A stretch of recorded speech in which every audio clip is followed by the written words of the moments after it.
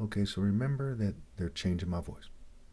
So this is part two or part three of the last couple of videos I've made here, we'll say, depending on how you slice it.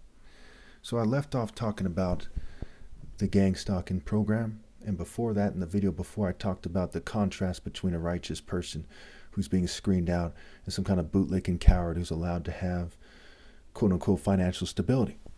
Now, it's no secret to the people who've been watching me, the people who've been watching any of my videos, that the government owes me lots of money. And there's a bunch of gold diggers who they're telling who to date and who not to date in various ways. You know, not just in cults, corporations, social clubs, fraternities, right? Fraternizing, socializing, what have you. And what they're doing is wrong. So in this video, let's explore the the main terrorism occurring in America today is the gang stalking program and the things it connects to, right? So corporations threatening people, coercing people, police threatening people, coercing people, the military. We see these rapes in the military, the government, okay, the interns who get, turned out. They're afraid not to date the congressman they're interning with or whoever, and they're terrorizing them. And they're saying, hey, they know about their families and their jobs and so on and so forth. So we see America is a terrorist state.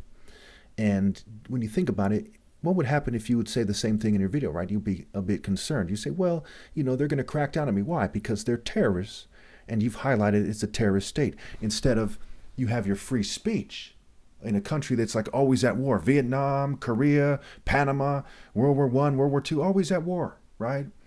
Always, Desert Storm, right? Iraq, Afghanistan, they never stop. Israel, just on and on and on. And they say, well, we're at war and you're making us look bad. Absurd. Absurd.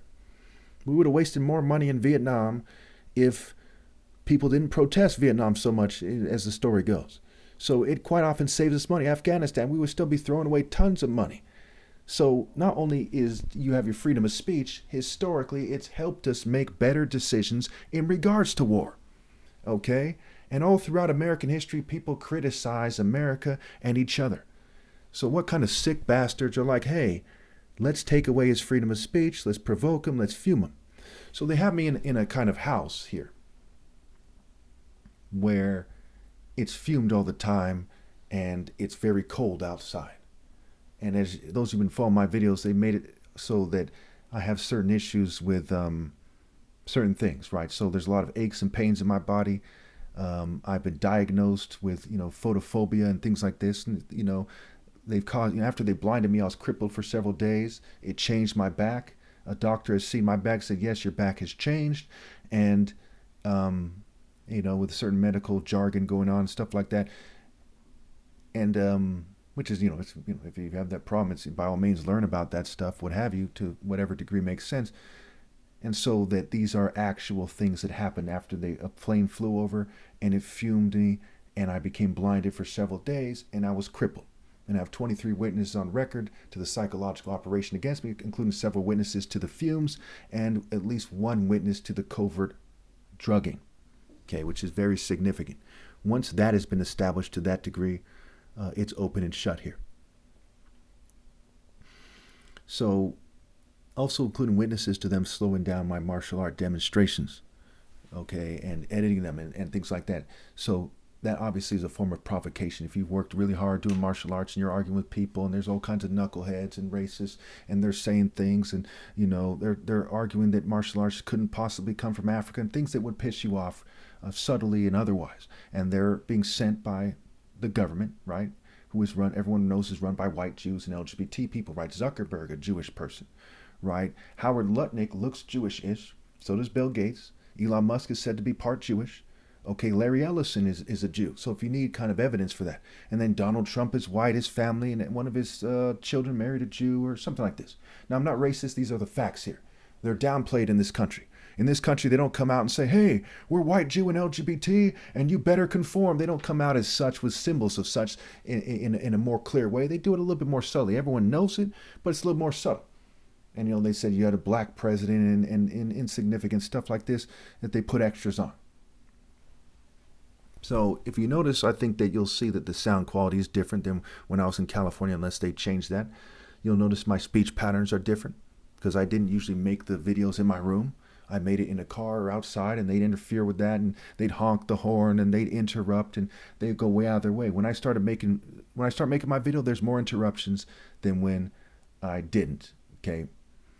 And they also here, what they've recently done is, first they had one of my family members who's not in my immediate family kind of speak to me in a way that suggested that they would try to take control of me when I came here. But that person somewhat switched it around, but there's still a bit of that there, but it's not that serious. And then they had my brother kind of speak a certain way to me that was way out there, like he never spoke that way to me in my life, to try to, initiate. And I'm actually being used to mediate my parents' arguments here. So there's no pre-existing reason to do that. Okay. I'm actually a very clear-headed person who's seen as like the most clear-headed person here in our immediate interactions in many ways. Then my dad just earlier, so my uncle was coming here, and I kind of cleaned up my room a little bit. I just needed to put my sheet on my bed, and he kind of was like, Emeka, okay, and I don't know how the sound's going to come out here, but he said in this kind of obnoxious, kind of authoritative way, for lack of a better word. And so the state is trying to exert authority over me through proxy, like they do in other countries, like Venezuela recently, where it came out in the news, and I can't really watch the phone very much. It messes with my eyes because of the fumes, what have you, that exacerbate the problem of photophobia past a certain point. And so, okay, so yeah, so I just got recently interrupted here with, the walls are kind of thin here. So anyway, I was saying something about, I kind of lost my train of thought. Let's just cover this here. It's the fumes and my father on the phone here. In the background, I'm on the mic, so it probably didn't show up that well because it kind of drowns out the background sounds. I forgot what that's called. But anyway, so what happened was he kind of got at me like that, and so it triggered me. And so I go to the room. Whenever I get angry, I separate. That's part of why I don't have a criminal record. I'm the most disciplined person. If I start feeling more angry than usual, I'll separate myself. And if it continues, I'll start raising my voice. Okay.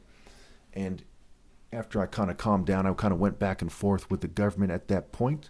Again, there's 23 witnesses on record. It's absurd to think that this is just magically in my, next word would be head or something. I don't want them to take it out of context, what have you.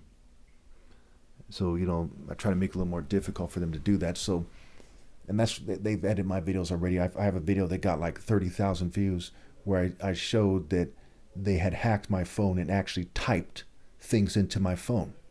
Okay, in the court of law, you can basically throw out any illegal texting from that phone, from my phones after that, because of that. So they kind of gave me that, whether they saw it that way. However, that doesn't mean that judges would accept that line of reasoning. But if you look at it, that's sound line of reasoning. Okay. Once you've shown that there's a psychological operation and they're typing things in his phone and you're provoking them, every crime that's committed must be thrown out. Okay. Though, do I count on that? No. Am I going to use that to try to do X, Y, and Z? No. Okay. But logic would tell you, hey, they're running a military-grade psychological operation on him, and they're covertly fuming him and poisoning him and trying to control his behavior. Okay, and this has implications on the mass shootings that we're seeing. There's a difference between Uvalde, where these guys shot up some kind of, preschool or whatever, younger children. Okay, Uvalde, Texas, and say a Myron May, if I'm not mistaken, where he went to a Navy base, which was actually, Aaron Alexis, the Navy Yard shooter, which actually was a fair target. Why? Because they're engaged. They're part of a military that's running psychological operations on people, including on him, is what the evidence would suggest, at least when coupled with this case and other, and the abundance of evidence really that we see in society. Okay, so myself, that's not a good idea for me to do, because I've proven I'm the top martial artist ever possible. That's peanuts compared to the deeper principle-based victory that I've been achieving every step of the way here. So it interferes with my plan A, which is to do God's work and to be ready to die at the drop of a hat for God in a way that is clear-cut and morally precise. But it's important to note that they are persecuting me, and the government is not taking responsibility for what they're doing. And quite often mental health gaslights people, and I don't have any mental health issues. Okay? And say if you had a neighbor that was bothering you all the time and you get angry all the time and you argue with them, should you go take psych meds? No, that's absurd, because you don't have a mental health issue. You have an asshole issue. And so it is with this. I have a government that's full of complete cowards and assholes, militaries where punks refuse to say, hey, that's unconstitutional, and stand up for me. We have law enforcement tail tucked, completely scared, crying in a corner, shivering under a blanket, refusing to stand up for people, refusing to stand up for God. We have churches that are complete pussies, and God despises cowards. Outside the gates are cowards, and I assure you, every church person who's aware of this is a fucking bitch to a T. If you don't know that, you're an idiot. You were born yesterday. You live in the middle of nowhere, like you never met people. Why don't you know that? Okay. So as that's been established, the fair judge would look at this and say, look, you stupid, corrupt pieces of shit. But we live in a country, like every country on this planet, from what I gather, that doesn't have a fair criminal justice system. And the answer isn't to kiss their fucking ass. The answer is to be willing to die at the drop of a hat. Ironically, in popular culture, that's how this country was founded on, right? No taxation without what? Without fair representation. Okay, the right to a fair trial, the right to a fair trial. Not a bunch of racist white devils who are like, I'm afraid to give you justice because I'm a pussy. That's fucking pathetic. Not exactly upstanding members of the community in the truest sense of the phrase. So we don't have a society where we have fair representation. We don't have the right to a fair trial. Okay, they just pretend we do. Okay, and the founding, Patrick Henry said, give me liberty or give me death. These people look at that like it's mental illness. They say, hey, we're going to play stupid about how corrupt the criminal justice system is. Pathetic. We're going to play stupid about, how corrupt police is. Pathetic. We're going to play stupid about the fact that you don't have fair representation. Pathetic. And we're going to act like you're crazy if you argue that if somebody, and again, I'm not planning to do it myself, but if the situation really rose to that, I would first certainly make sure that it's clear cut universally, and I'd run it by people and so on and so forth.